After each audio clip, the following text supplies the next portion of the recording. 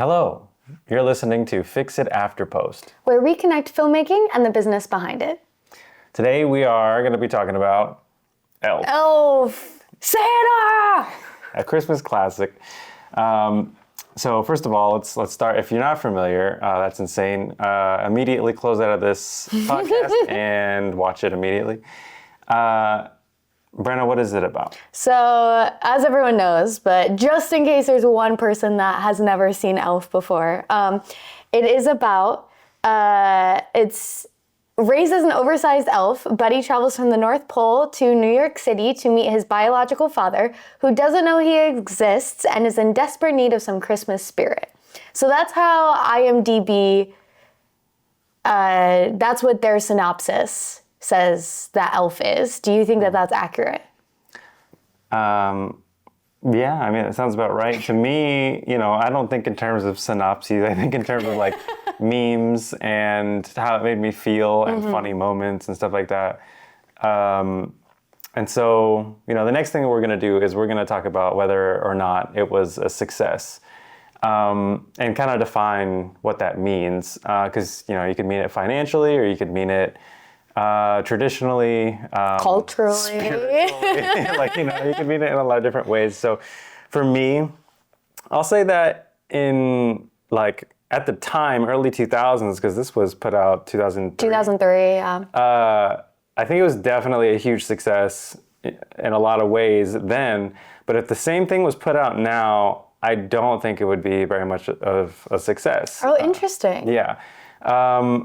We'll talk about it, but I think, it for what it is, a comedy put out in 2003, I think it's proven to be a success, but does it stand, really the test of time? You could argue yes, but I think its nostalgia has carried it into these days.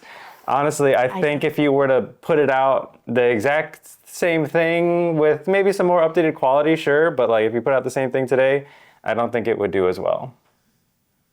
What do you think?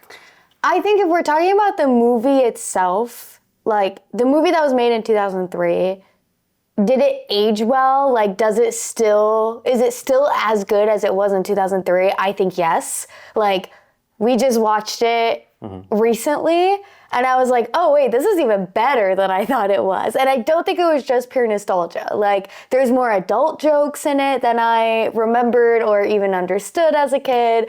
The acting is incredible. I think that all stands the test of time. If it were to be remade in 2023, that I'm not sure, because you're saying maybe a different actor, you maybe Yeah, that's true. If there was a remake, I think it would be worse. Yeah, for sure. Yeah. Because or if they do one of these reboot sequels that they're doing. That's never worked in the history of reboots. That's an interesting statement. I don't know if I would say never. Okay, so you think that it is a just complete success? Oh yeah, I mean, Elf was that was my Christmas movie. I know everyone has their own, whether it's Nightmare Before Christmas or The Grinch or whatever. Mine was Elf and the Santa Claus. Those were my films. Okay, so. From here, now we know each other's stances. I believe it's a success, but for the time, and Brenna thinks that it's a success for all time. For all time. Anytime, any place, any universe. So now we have some talking points, and I'm going to support. We're going to bring up the talking points. I'm going to support my stance. Brenna's going to argue hers, and so let's start with the first talking point. The financial strategy that turned a $33 million budget film into a $223 million global success. So how do we think that happened? What do you think the main players in that huge success really was? Why it did so good in the box office? Yeah, how did it 7x its return? Yeah, that is crazy. I think even for 2003, that's crazy. For 2024, that's almost impossible. But I think casting was huge. there were talks of... That's the next one. Okay. There were talks of other people playing Buddy. And I do think having Will Ferrell in that, as that number one role, like really did cement it as standing that test of time, because rewatching it now, his acting performance, it's like, it's so genuine. Like, he's not playing a character. He's not like sarcastic with it. He's not like overdoing it. He's not playing into that like 2003 highbrow comedy that I think was... I disagree, like, so, like, entirely. I don't think so. Like, I don't know. You're talking about when he went full on, Santa's coming? That's not high, that's not over the top. He was screaming at the top of his lungs. He jumped on a tree. I've seen 5-year-olds in 2024 do the exact same thing, and that's basically what he's playing. Yeah, they're ridiculous, and they overplay everything. But it felt so real. Like, it felt so genuine. It wasn't like he was 100% committed. And I was on board. Yeah, I agree with that. Okay. But I think it was definitely highbrow comedy. It is a comedy that I love and wish there was more of. I think... He was just leaving SNL at the time, and he was just starting to get into movies at the time. So, like, I think he had a name, but I mean, there was a lot of big movies out there that with big names that weren't getting a return like that. You know, turning 30 million into 230 million. I do think it was a little bit of a gamble for the studio. I mean, $33 million film, so it's not like it was... I mean, that was a lot of money back then. It's still a lot of money now.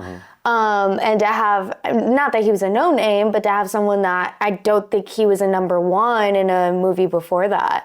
So they did really take a chance, but I do think that he... Like, his brand fits that role so well.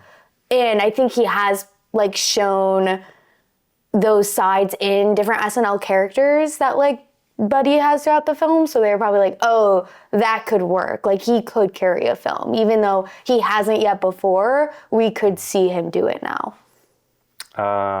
I don't know. I wouldn't agree. If we haven't seen it before, why would you gamble $33 million on him doing it if he's never done it before? But then no one's going to ever give anyone a chance, and obviously... Well, you can give a chance on like a $10 million or $5 million Christmas movie. I mean, Christmas movies can be really cheap. Look at all the fun family shenanigans Christmas movies. Like, those aren't that expensive. Yeah, but those Slap Will Ferrell in there and like, oh, it made $100 million. Wow, okay, let's put $33 million next time. But those haven't stood the chance of time? What's the phrase? The test of time. The test of time, thank you. It has not stood the test of time where Elf has. And I mean, obviously, their gamble worked. What else was there? Like, okay. Because it wasn't just Will Ferrell. No, that's true. Yes, he's great and he's wonderful, but, you know, that kind of success is different. You know, I think, you know, obviously they released it during Christmas. 2003, we were still going to the movie theaters. Like, that was a thing that you did around the Christmas time. Family flies in, you go do things together, you go to the movies. And it was a PG film, even though there are some very adult jokes and humor in there. 2003 kids are not like today's 2024 kids. It would be, the moms would be having a conversation on Facebook if this came out now. It would be of a storm. Okay, let's talk about what they did advertising. So, like, in advertising, they advertised it on radio. They advertised in print. So it was mostly radio and print is how they advertised it. And so, you know, to think today, like, advertising a film in radio and print, I feel like that would not really get you. Well, radio, who even listens to the radio is basically just my dad. That's the only person that listens to radio in 2024. Print, I do think that there's still a place for it in 2024, but... Like billboards. Yeah, billboards, but it is, like, very specific. And I think you have to have, like, a really good idea with, like, a billboard to, like, grab someone's attention, because we're all just, like, focused on listening to the podcast that we're listening to as we're driving. We don't stop and actually look around at all. But if you have, like, a really good idea for a billboard, it actually makes people think. I've seen some successful ones. But overall, it's, like, social media marketing and YouTube ads and Instagram ads and stuff like that. I think the most contributing thing towards the success was their trailer. I think that trailer, the early trailer, Yeah. because they redid it. Yeah. We just saw they redid it. They redid a trailer in 2022 for when the 4K version of the film came out. So they recut the trailer, and it is really interesting. Maybe we'll dive into the differences between those two trailers in a second. Yeah. But yes, the 2003 trailer is very like guy narrating, this winter, Buddy the Elf goes home. Yeah, and we noticed like the scene, the trailer was much longer. It showed more of the movie. There were a lot more scenes, and it was a lot more like quiet. The scoring of it and the music was a lot less impactful. But at the same time, it showed you the feel of the movie more, because in today's trailers, they do a lot of manufacturing to the sound and everything, and they can manufacture whatever theme, tone, feel they want. They made it look like an action movie at one point. In the newer trailer. The 2022 version trailer, like they added like during the snowball fight. Yeah. It was like they added like intense action movie music. It did work on me. I liked the later one better, but I have to say the 2003 trailer, it was a lot more true to the actual movie, because it just like the pacing felt the same as the movie, the look and the feel and the sounds and everything felt a lot more like it. And at the time, that was crazy enough for at the time, where it was like, That's true. Look at this guy do all these crazy, wacky things. Look at this world. It really advertised like, what is this crazy world that this like giant elf, which is really a human, like look at what he's going through, what he's doing. And then also look at New York in Christmas time. I think that was a big thing too, just like touching on a lot of people. I did think it was interesting in the 2003 trailer. They don't show the North Pole at all. Like the whole like Rankin and Bass-esque like old Christmas movie North Pole that they did. Yeah, in the 2003 trailer, it like starts with Buddy in New York, and so it like really only shows the second and third act of the movie of like, look at this fish out of water, look at this, he's in the big city. Like they might show him going off in the iceberg, but like they don't really show the North Pole at all, which I thought was really interesting. And maybe that did work to their effect, because parents or whatever were just expecting to go into this movie about New York, which is great. That got people to the theaters. And then when they sat down, there was this hit of nostalgia, because it's very much inspired by the 1960s, 1970s Christmas movies, like the Rudolph the Red-Nosed Reindeer. Like the stop motion. The stop motion, it's like very much inspired by that. So maybe it got parents like, oh, wait, like this is nostalgic, this is fun. They're humans, but they're in this world that I grew up with. And then once it gets to New York, it's a great like juxtaposition between that sort of style. Yeah, I can't think of because stop motion is so like such a different universe, and I can't think of a more real place than New York. Like like those stop motion characters, stop motion Rudolph would get just trampled in New York. Like that's the realest place ever. So there really is a big juxtaposition there. So what do you think I think the trailer is what got it. What got their revenue? What do you think? What one thing do you think really did it for them? I think it was honestly like the merchandising and their like partnerships. So they did a lot of when like the film was coming out, they did a lot of like toys and apparel, and I think Buddy has such a iconic outfit, like the yellow tights and the green jacket and the hat. That's true. Like you can see that from miles away, like in a window walking down the street, like as you're passing a store. And so I think kids just kind of probably jumped on that before even the movie came out, before they even saw a trailer. They're like, oh, this cute little elf with a very like iconic outfit. And then of course that just helped with like brand awareness. So then when the movie came out, it was like, oh yeah, let's go get the toy. Let's go get the shirt. Let's go bring our friends. We'll go buy buy all this stuff. And they did a lot of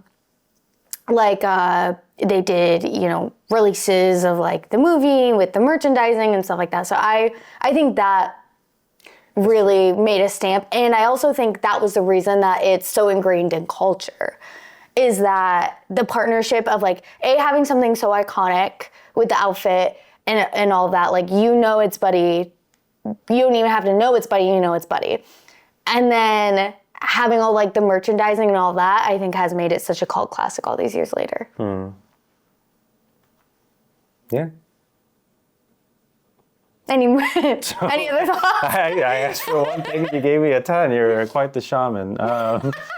Okay, so let's move on to the next talking point. Okay, so the shift so initially there were talks, there were rumors, there were rumblings that instead of Will Ferrell, it was going to be Jim Carrey playing that role. This is very interesting. So yeah, trying to imagine Jim Carrey in that role. I am a gigantic fan of Jim Carrey, but I've given this a lot of thought, and I think that, I think he has, initially I want to be like, no, of course not. Nah, he couldn't do it. Will Ferrell did a great job and blah, blah, blah. But if you look at some of the other work Jim Carrey has done, like look at The Mask, look at Bruce Almighty, where he's ridiculous in a crazy situation, but he still finds the tones to be in a romantic entanglement. So like, in The Mask with, oh my gosh, what's her name? Cameron Diaz. And there were a lot of steamy moments there. And then, Bruce Almighty, with Jennifer Aniston, we really felt for him with Jennifer Aniston. Like, he really brought the heat. We know he can. The tears. Look at Spotless Mind, or what? Eternal Sunshine of the Spotless Mind. Right, yeah. So, like, he can be romantic and, on the ends of, really caring for someone.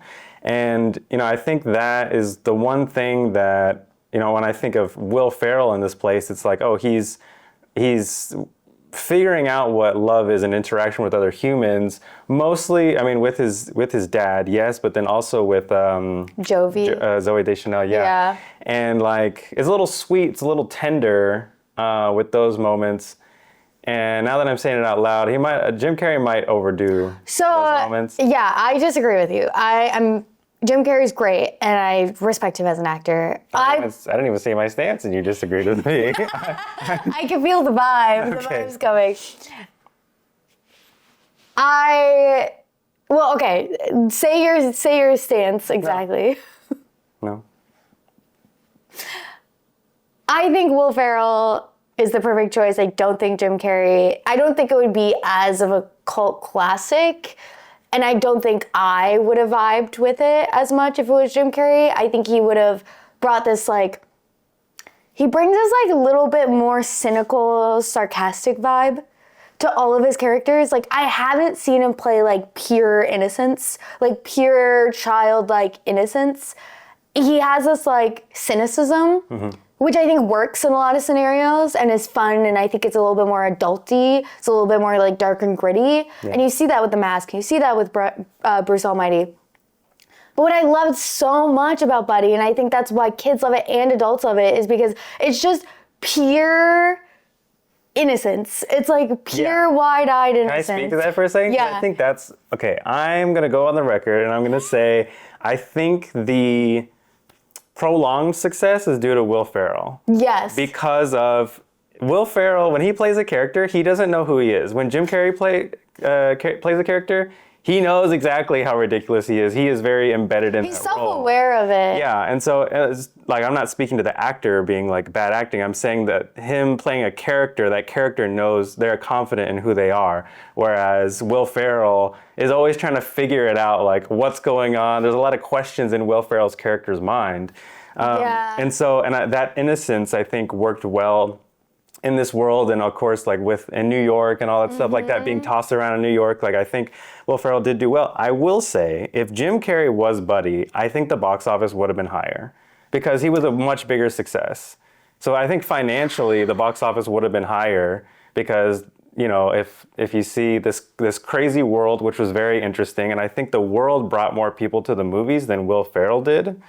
And I think that Jim Carrey, being a bigger star at the time, I think ultimately that would have brought. Well, maybe it might have brought more people to the seats on opening weekend or whatever, a couple months after it's open. Yeah, right. But if we're looking at the revenue, residuals, merchandise, like the entire scope from 2003 to 2024 of what Elf has made. Right. Would Jim Carrey have made as much money in that whole whatever? I don't think so. I would venture to say I don't think so, because I think it is a better movie with Will Ferrell because of that innocence, like you were talking about. Yeah. Yeah. Well, that's interesting to think about from like a studio standpoint. Is when casting a person, you're not only looking about who's gonna embody this role well, who's gonna bring people to the seats right now, but also like, especially when it comes to a holiday movie, because those can easily become cult classics. It's like, who's going to bring me money over how many years? Like 4 different windows. Yeah. Because now that things change. Explain windows a little bit. So, before in 2003, up until just a few years ago, it was all about how do you make a movie that makes people run to the box office, because the box office is all that matters. That's where they make all the money. People go, they buy tickets, they watch it in theaters. Theaters make money, and then the studios paid for it. So it was all box office before. Now with streamers, it's all about like sometimes a movie will go to theaters first, and then the first window will be where does the movie go? So it's like you see a movie in theaters, and then it's like, oh, where's it going after theaters? Oh, it's going to Netflix. That's the first window. And then 2 to 4 years later, where is it going after that? That's the second window. It's like, oh, it's not at Netflix anymore. Now it's at Amazon Prime, or maybe it's in Hulu or whatever. Went to another streamer. And so usually there's about 3 to 4 of those. And so that was the case a couple of years ago, but now it's even changed, like as of this year, 2024, where it's not so much production houses making stuff and then selling it to a streamer, because that's the way it was for a couple of years. And then streamers were like, hey, this is more expensive. We're losing so much money. We're going into so much debt, trying to keep our catalogs up and all that stuff. So we're just going to make our own stuff. So now it's really all about, it truly is, and it's very refreshing that it's about who can make the best movie that will stand the test of time, because now streamers are making their own movies and TV shows, so they don't have to think about windows anymore. They can sell it, like if Netflix makes an original movie, they can also sell it to Hulu if they want or whatever, but they're probably just going to keep it for themselves. Yeah. So really just people, if Netflix makes the next Elf, and we watch it year after year on Netflix, that's what they want. And so that's really what it's all about. I think windows are kind of going to still be relevant, but I think they're kind of phasing out, because now it's all about originals. Yeah. You can make the best original streamer. So then they don't have to pay for anything. They don't have to pay for the re-upping of a contract for a certain whatever. It's like, it's theirs. They just production. just those. They only have to pay like the $33 million for Elf, and nothing else, besides their own marketing and all the pre-production. There's a lot more, but yeah, they don't have to do all that extra stuff. Yeah. So yeah. This is one interesting question I have for you. If they were to remake it, let's say remake in 2024. Okay. Who do you think, and let's say they had to like recast. Who would play Buddy in 2024? Who would bring who do you think would stand the test of time? Who would bring as many people to the box office? Let's say we're taking the same strategy. It's just they're putting it out in theaters, and then eventually it'll go on streamer. But that's their strategy, is doing a theatrical release. Who? Oh no! I'm gonna say Timothée Chalamet, because he kind of looks like an elf. No, he's not supposed to look like an elf. So never mind. I take the whole point is that he doesn't look like an elf. Never mind. But that's the hard part, is like nowadays, like we don't really have like young movie stars. The only like young movie stars I can think of is like Timothée Chalamet and Zendaya. Yeah, we don't have Jacob Elordi, but I don't even think you know who that is. Nope, not a clue.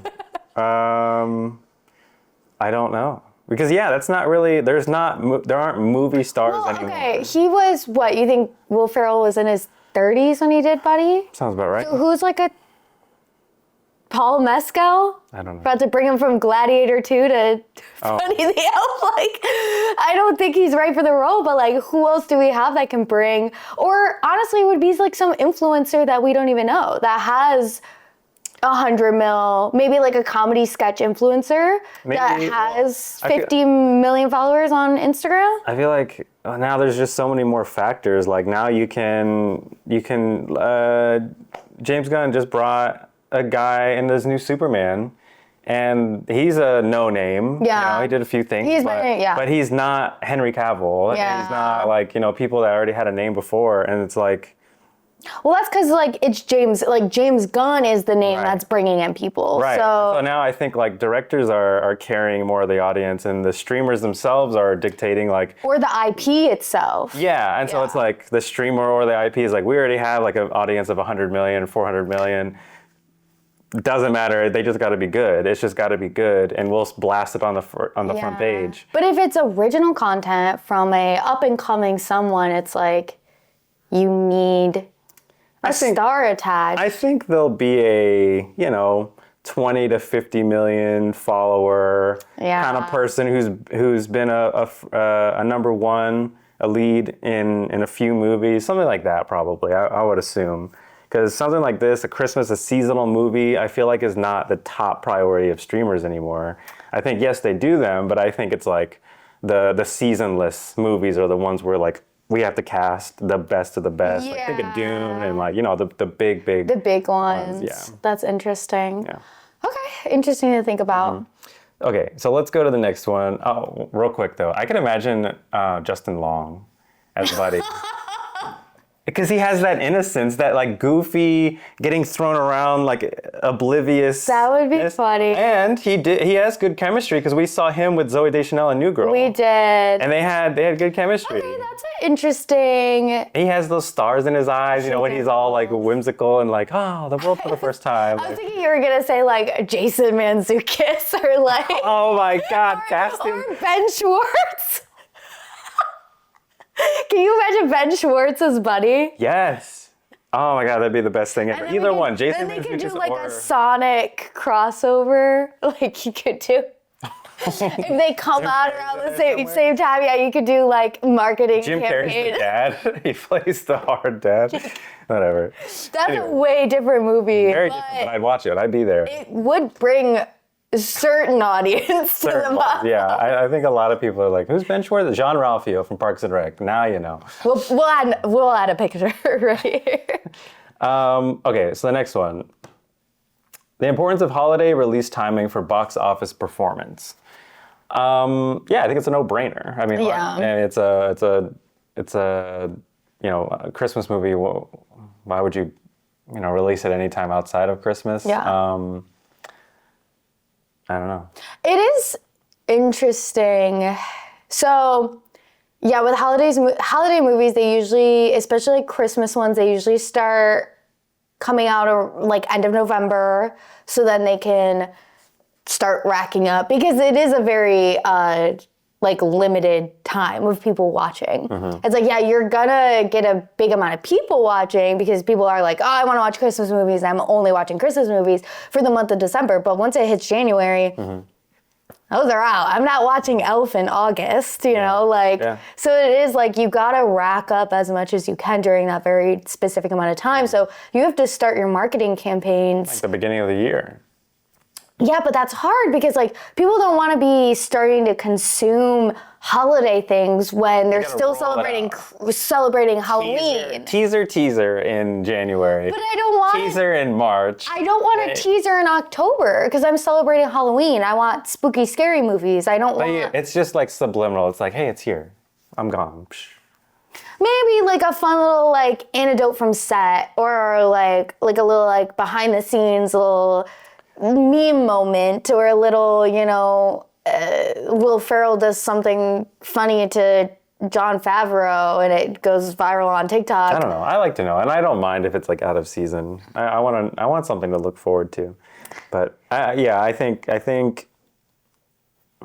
What is interesting is like, I think movies haven't done it yet, but TV shows do it all the time of being holiday specific, but coming out not during their associated holiday. Like Hallmark movie or wait. Yeah, or like even, I can't say that.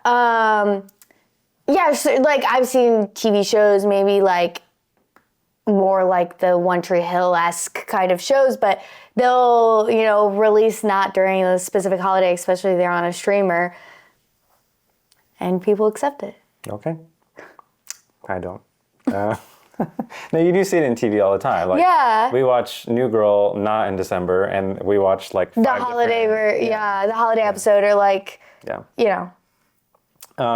Okay, so the role of New York City as a character in the film. Oh yeah, huge. I mean, like I said in the 2003 trailer, like that's all they showed was New York. So it's like people can relate to the bustle, busyness of New York, and we also eat that up.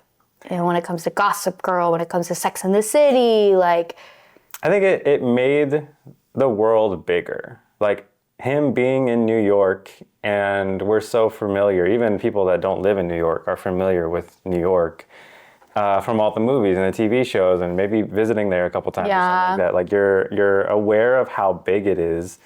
And so when they go to some like landmarks, or just like when they're on the street, it's like we know what the streets are like. So there's no surprise when he gets like hit, but at the same time it's still funny. And so like, it's like I think New York made the world bigger, because if he did this in some small town in Kansas or something, or whatever, it's like I think it would still be kind of funny, like fish out of water, but this one was like way out of water. It was like in the desert. Yeah, the culture shock is fun. It's another extreme. And also because New York is known for being no one gives a crap. Like extreme. Yeah, like no one cares about you, and he comes from a place where like everyone cares so much about him. Like the elves are so sweet and kind and caring and compassionate, and then go to New York where literally no one cares that you exist. Yeah, I mean, New York literally beat him up. Like New York was an antagonist. Yeah. Like, New York hit him literally, like, and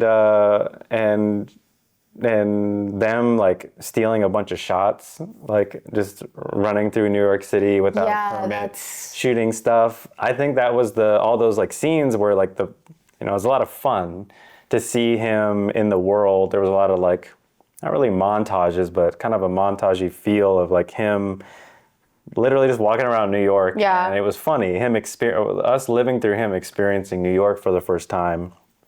That was pretty fun. Yeah. I wouldn't say those were the best moments, but I think it built our relationship with Buddy in a way. I think a little bit. Yeah, I think so too. And I think those are very iconic things too, of like what you think about when you think about Elf. Like I do think you immediately think of like Will Ferrell going around in the spinny, the revolving door a bunch of times, or eating gum off of the whatever. Like, that was disgusting. You do think about that stuff. Like, you don't think about the North Pole stuff. So I get why the 2003 trailer just went straight to New York, because that is what's gonna like stick in your mind. Yeah, I think a great choice.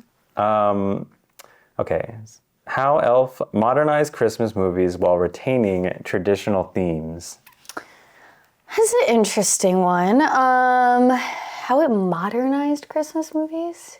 I mean, when I think of earlier Christmas movies, I think they're like very slow. They're more family-centered, like just about the family. And they're already together. Like, the family's already together, I think, is a big thing that you see. And then they go apart, like Home Alone or something? Yeah. Okay. Like, there's already a stable family, like, in the movies, but Not in the Santa Claus.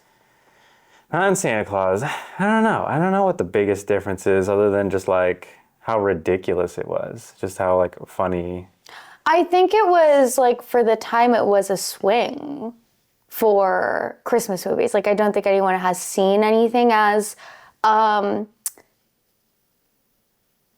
of like fish out of water as like this giant tall man dressed as the elf in New York City. Like, that's just like, if I pitched that in the elevator, it'd be like, oh, sold, that's fun. Like, that's a premise I can get behind. You can sell that in one sentence. Like, I could do it. We could do it? No, say it right now. Sell it in one sentence. Okay, 30-year-old man thinks he's an elf, goes to New York City to find his dad. And then a picture. And then a picture of a Will tall Ferrell, 6-foot man in In a tights. elf costume and tights walking I around am New York interested. City. Yeah, I'd be like, tell me more. It's visual. It's funny. It's a imagery gag. Like it's a visual gag. Like it's funny just without any words, without nothing. Yeah. Just an image of Will Ferrell, like that shot, that like Tootsie shot that they do in New York City, where Will Ferrell's like walking through the crowd in his like elf costume, and all the people in the business, whatever. Yeah. I just like that still alone. You could put that. Let's say Elf was coming out in 2024, you put that image out on Tells a lot social of the media, story. Tells and like 70% of the story. yeah, that tells the story right there. So it's like, yeah, the marketing materials don't really need to do that much. You don't need to like try and explain this premise in 10 words of whatever. It's just like that image, you're like, oh, fun, I'm in. That looks interesting. Yeah. And then the shenanigans. And the shenanigans, like you can already visualize what the shenanigans are going to be just from seeing that picture. Yeah. Okay. So, you just I think we covered the talked next about that, one. yeah. The marketing's reliance on Buddy's iconic look and quotes. Yeah, I mean, today they're called memes, back then. Yeah. Back then it was just quotes. It's just Cotton-headed mini muggin. ninny muggins. Yeah, that's what I said. Yeah. And so, before it was like, as a kid, I used to repeat Jim Carrey all the time. Mm-hmm. I would, quotes would stick with me, and I would run around the house, and I'd say them to my mom and run away, and, stuff like that. Now it's like, you find it, and you send it to a friend or something. You take, the clip, and you send it to a friend. LOL. But it's the same thing. It's like people modeling after something that they find iconic. I do say this a lot, that I think the performance of certain things and why things become so iconic over like a bunch of different continents and countries and all this, it is that like iconic lick or something that you can hold on to, and you can meme and you can turn into shirts and whatever. Like I say this about like Squid Games, why I think Squid Games did so well, even though in the US, even though it wasn't a US made project, was because those like the red jumpsuits and whatever was just so fun and iconic and visual. I do think that really solidifies you as a cult classic, is you could have something visual that people can hold on to. Yeah, I think that's a major element of just advertising in general. Like, you need to be able to speak for the audience so the audience can use word of mouth and carry your message further. Because if you make an extremely complex movie, and even if someone enjoys it, and then they tell their friend oh my God, I just watched this movie, it was amazing, the friend's gonna be like, what's it about? And if they're like, man, it's like there's this dude, he's tall, but then he's he goes in the water. I don't even know, man. You just gotta watch it. I'm not watching that. I'd be like, I don't know, man. I'm not sold. But if the marketing is so concise and on point and easy, I'll just be like, dude, just look at this picture. Isn't this just funny? Or oh wow, that's great. Or creating something a very simple but yet intriguing premise of a tall human that thinks he's an elf goes to find his dad in New York. Yeah. Easy to communicate, funny premise just on its own. Very simple great story. visual. Yeah, and so I think iconic images do the same thing. Yeah. Because it's you see some shapes and some colors, and you're like, oh, I know what that is. And then you get to share that with your friends, or you get to share in the experience of the community of that image, and you're like, oh, this relates to something else, and that's funny, or that's interesting, or whatever. So just recognizing something quick and then being able to send it out, that's the biggest part of marketing and advertising. Yeah. So I think that is really important that, it was iconic. Look at this. The impact of Buddy's naive optimism in making a comedic yet emotional story. And I think we talked about that a lot, and I do think that that's the reason that it stood the test of time. I think that was a big thing. Yeah, I think his naive optimism, I think, is the big. Those are the key words right there, because Will Ferrell does it really well. He does. He does those two key words right there very well, and I think that's that's the fun part of like being naive, and during Christmas time, that's the best time to be naive, like that was a more magical time for us when we were naive during Christmas, and it like, being optimistic. There's a lot of things to be optimistic for around the holidays in December. It's like, what for all kinds of people, like as a kid you're thinking, oh, what presents am I going to get, or who am I going to see during Christmas or your holidays, and then as a parent you're like, oh, what fun am I going to have with my family this year during the holidays? Or it's nostalgic. Yeah, because you think of other times. Yeah, as an adult, like you want to feel like a kid, and you can relate to Buddy because he actually is an adult, and you're like, oh, I wish I could do that too. Right, and then like there's just being naive and optimistic, I think really is, that's a great, you can relate to that so much in the month of December, because it's just, there's just so much to... What was that? A squirrel? Santa's coming. Santa. I wasn't going to scream in the mic. So I think kind of tying all these points, like being naive and optimistic, but then also releasing during December, and Will Ferrell hitting those notes so hard, like I think all those things really contributed towards us being able to relate to him and the story and the situation he was in.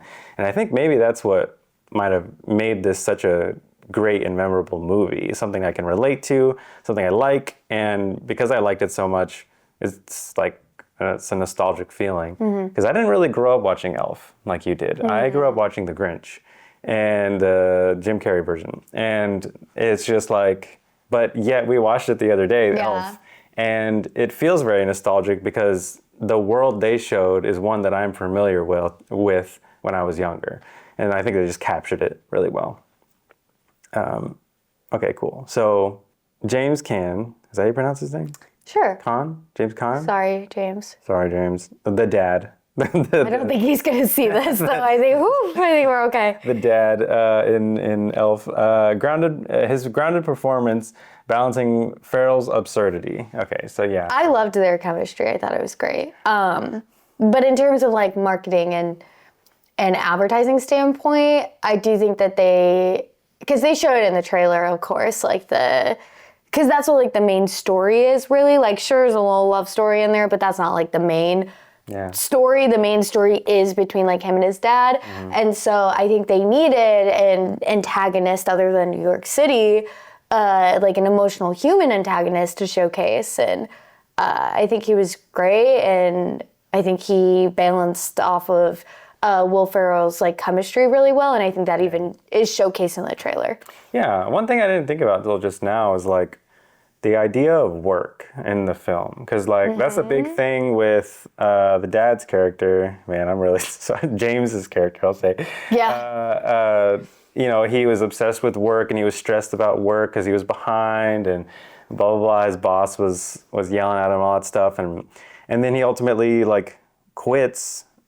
Spoiler, sorry. Spoiler alert, if you haven't seen Elf yet. Sorry, not sorry, because you haven't seen Elf yet. But you had 21 years to see it. But it's like, then he left it for family. But then the idea of work through Buddy's eyes was so different. But he was also struggling in the same way, now I think about it, all these new conclusions.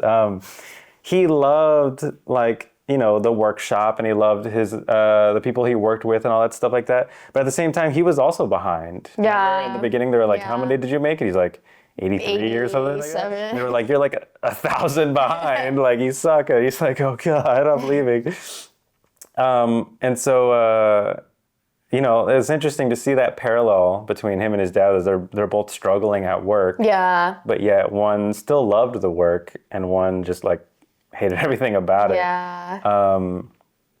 And they both involved like their product both involved like childhood, like kids and stuff. He was making toys, and the dad was making like children's books. Yeah, I thought that was an interesting choice. There's definitely some metaphors there, something that the writer was trying to say, but because he could have easily been like a banker at a whatever firm, or like some lawyer at a big firm in New York City, like very corporate, but there was something about this metaphor of like a bunch of these older corporate guys making content for children, and what they really needed was someone that had the innocence and the optimism of a child to create this like breakout story, which is. And then Peter Dinklage was the one that was like the expert in writing the. He was the expert of the children's stories, yeah. Which is interesting too, because he seemed like the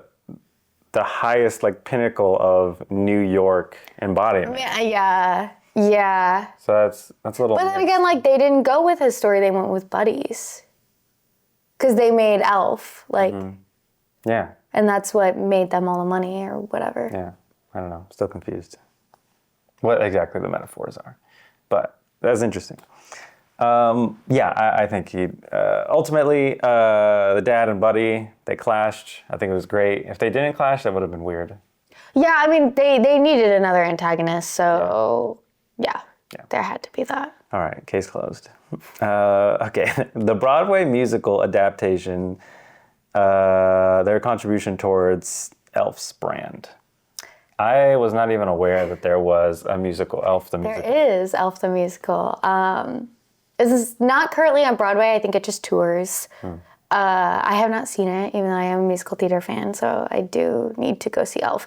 But yes, I think that this just showcases the IP of Elf. Like, yes, it stood the test of time, not just as like a movie, but as bigger than outside just a movie. Like, they saw that it can make money in other avenues like merchandising, toys, books, shirts, mugs, whatever. And so why not also make it into a musical? Because then you can get a lot of money to which I actually don't know its story on Broadway, but it does make sense more of it as a touring thing because it is just a specific season. I don't think you're going to go see Elf in August, but I'll see it if it tours in November, coming to my city or whatever. And then they made an animation of Elf based off of the musical, which I was not aware that was a thing either. Yeah, I think like when you have a good world. I mean, in Elf, the world wasn't like really that big. It was New York, but then it was also this little world where he came from, the North Pole, and all these stop motion little things. But I think it was really the story is what's really interesting, that you can tell through a lot of different ways, like, you know, tell it through music, tell it through songs. Like, I don't know if everyone's ever made a game about it, but I'm sure they could have. You know, if they can make a game with Stuart Little, they can make a game with Elf for sure. In terms of, I guess, kind of milking Elf, which I would say for good because I love Elf, but you're seeing like they're still doing things in 2024 to keep it around in the consciousness of the public. So you saw in like 2022, they recut the trailer, they put the movie out in 4K, they posted it on social media. I thought that was really interesting.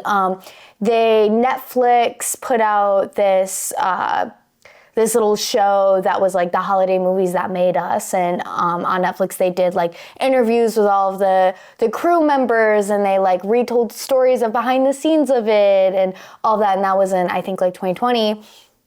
And so it's interesting to see that like instead of making or putting that money towards original content, which I mean they're doing that as well, but they're also allocating money towards making these behind-the-scenes content or recutting trailers or re-releasing the movie and keeping it around, because they've seen that it's proven over time that it's kept people, that it's making money. So like, why not continue to do that and not have to make new material? Like, this material works, let's keep milking it for what it is. Yeah, people are interested. And now like, I think there's a lot more filmmakers than there used to be. So like, yeah, looking at BTS and all that, it's like, ooh. I mean, we watch it, but... Yeah. And I know people that like aren't even in film that watched the the movies that made us on Netflix, because people are just interested, especially if they love something so much. Even if they're not into filmmaking, they just want to know little tidbits, little secrets, little stuff like that. Yeah, that's true. Before I got into filmmaking, I was obsessed with Community, and I would watch the behind the scenes of Community. And because I just wanted to see more of the characters, more of the actors. And so, yeah. All right. How did Elf become a yearly tradition for families? Well, I think you just answered that. Yeah. Yeah, I think it's because of the memeable moments. Like, now we call them memeable moments or memes or whatever, GIFs. But before, they still had the same effect on us. It's just now we have a name to it. And, like, because, like, forever, people have been using that, like, him, like, freaking out, like, the Santa's coming. Like, people have been using that for all kinds of things for years. And a lot of people that are in their, like, teens now, they weren't around when this movie came out. Yeah. But yeah, they're using those GIFs and those memes. And I think, like, those moments, you know, especially with comedy, that's extremely important. That's marketing in itself. Yeah. And I would attribute a lot of today's, like, the resurgence and a lot of the continued marketing from those memes and stuff like that. It's interesting that, like, nowadays you see, like, we'll watch something and we'll be like, oh, they really tried to make that a meme. Or, like writers, like, know now that they're, like, trying to get things to go viral and stuff like that. And in something in Elf, like, it was just natural. Like, they weren't thinking about it in that way because it didn't exist yet, but, like, it happened. And I think it served itself to be so great of, like, a meme or a viral moment or whatever. Yeah, it's just like when it's not forced. Yeah. When you feel like a comedian is comfortable in their environment to, like, really, like, mess around, you can feel that as an audience member to be like, oh, that felt really, they were in the character, whereas opposed to, like, okay, this will be really funny, this will be good for a commercial or something like that. Try it like this one way. And it's not earned, it doesn't feel right, it's not justified, the character's motivation's off, all these things. And it's just like, you don't even have to think of those things. As an audience member, you're just like, what? Yeah. Like, why'd they do that? Like, kind of feels weird. And, but yeah, I think it just was, Will Ferrell was a good fit. I think they did a lot of the timing was a lot of timing things were right, and he was just funny. So overall, looking back, like, with the overall Elf experience from production to marketing, advertising, what do you think you've learned from analyzing this film? I think the biggest thing is, like, make the best movie you can. You know, don't try to make the movie that will make the most money, because that is important these days. Like, as a filmmaker, like, you have to think about making a lot of money, because that's how you get another movie after your first or second, whatever. Like, to make another movie, your last movie has to do well monetarily. And so, yes, you have to think about it, but then to what end? And, you know, that's always going to be the struggle between business and art. But I think at the end of the day, you really do, like, when it comes down to a tiebreaker, like, which one do I do? Like, this person will make me more money. Casting this actor will make me more money, I think. But I know this actor is better for the role. You know, it's like that struggle happens every single movie. Yeah. And I think, you know, and it's not always like black and white. It's very gray every time. No, because then, like, you know, the network's going to have certain people that they want, and the directors are going to have certain people they want. Like, there's a lot of, it's not just like one person being like, I want this person, pull the trigger, let's go. It's like, and you usually, departments of people. As like a director, you choose from, like, for some roles for TV shows these days, for like some number 3 through 10s, meaning like the cast numbers, like number 3 and on to 10, they're pretty relevant almost in every episode. The casting director only gives the director like 10 or 15 choices. And so it's like, you gotta pick, like, you just gotta pick, try your best.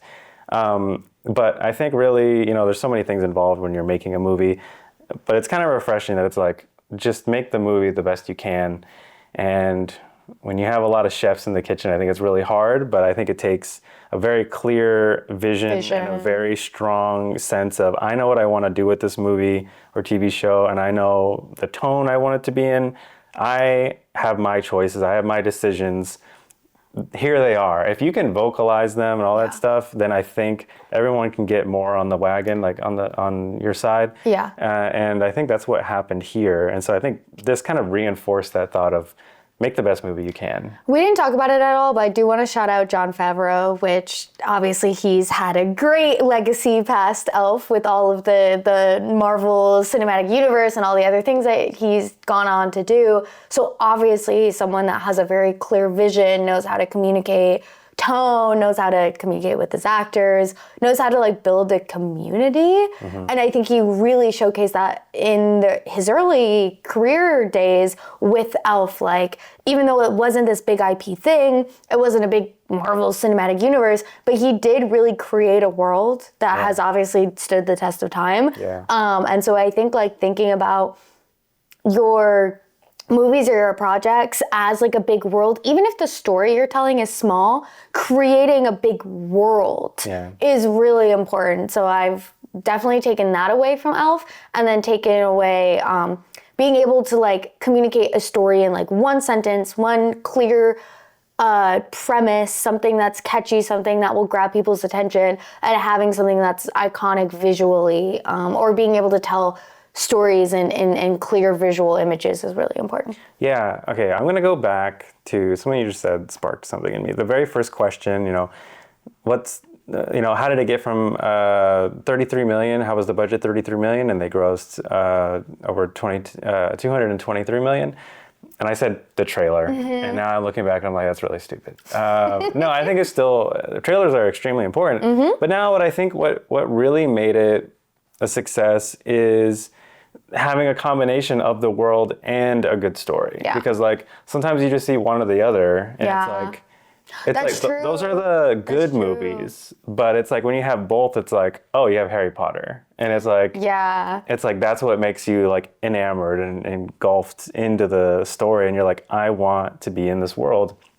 And I'm also following this story. And so I think when you really have those two things together, that's when you see greatness. Because the worst is when you have a really interesting world and like the plot points in the story or the character that you're following is like blah, and you're like, I'm like hate watching this show now because I want to keep watching this world, but I don't like this specific story we're following. Speaking of Harry Potter, the newer Harry Potter. Oh, the Fantastic Beasts. Yeah, it's a great world. We love you, Eddie Redmayne. Great world. You're right. You're so right. You need both for greatness. You do need both. Yeah. So it comes back to writing. That's what we've learned. All writing. No one else matters. No. What we've learned is many people along the way matter. So thank you, Elf, for being a holiday traditional spectacular. Thanks, buddy. Thanks, buddy. See you next time on Fix It After Post. Yay.